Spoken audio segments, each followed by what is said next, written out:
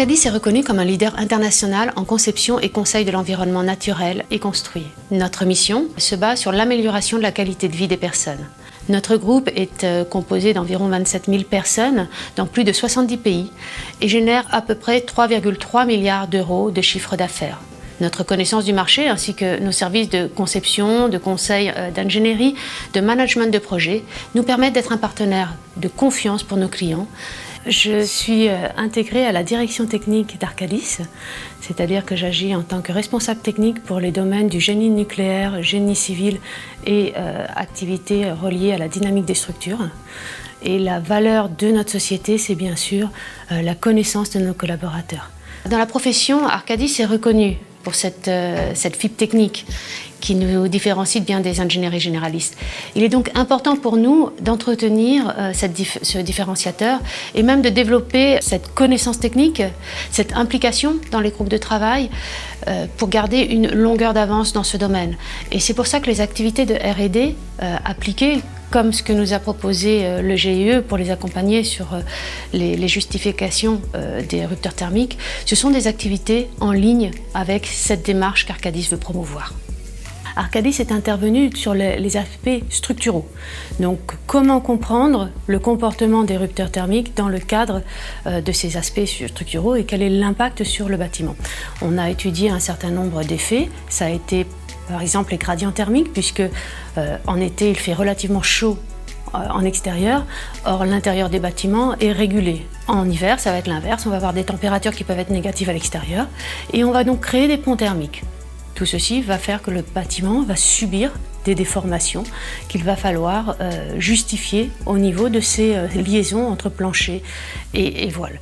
On a ensuite des aspects donc de retrait, on a des aspects de vent et enfin comment le séisme en lui-même va générer des efforts au sein du bâtiment, au niveau des masses qui sont sur les planchers et qui doivent être retransmises aux fondations. Donc comment ces rupteurs thermiques qui sont finalement sur cette liaison, ce point critique, vont pouvoir adapter la transmission des efforts. L'intérêt pour le maître d'ouvrage est de comprendre ce qu'il peut mettre dans son bâtiment, quelles sont les solutions qu'il va préconiser, alors que pour les bureaux d'études et les entreprises, on va plutôt s'intéresser à comment ces rupteurs thermiques, qui sont des éléments structuraux finalement, vont être pris en compte, comment ils impactent le design classique d'un bâtiment et quelles sont les justifications à apporter et de quelle manière on peut valider ces approches. Pour l'industriel, évidemment, c'est son procédé, donc c'est à lui d'apporter cette justification. On est passé par latex, puis la tech. Ça permet une vraie fiabilité, un vrai investissement et donc une sécurité par rapport au produit final. On a pu donc déjà constater et faire valider le fait que ce rupteur n'avait pas d'impact sur le comportement global de la structure. Donc ça, c'était un élément extrêmement important, c'est-à-dire que d'un point de vue mécanique, il ne va pas perturber le comportement de la structure. Donc ça, c'est extrêmement important. La deuxième étape que l'on a faite, c'était de vérifier évidemment la cohérence de ce qui avait été mis en place. Donc tous les dispositifs constructifs intégrés à ce rupteur sont en adéquation avec les Eurocodes et donc permettent tout à fait un bon comportement. Sous charge thermique notamment, on a pu faire valider le fait que les bâtiments n'ont pas à être revérifiés. Ce système n'a pas à être revérifié puisqu'on l'a validé pour un cas extrême de 50 mètres de long. Donc c'est vraiment très intéressant. Ça veut dire que le gradient thermique n'est pas une issue pour ce type de rupteur thermique.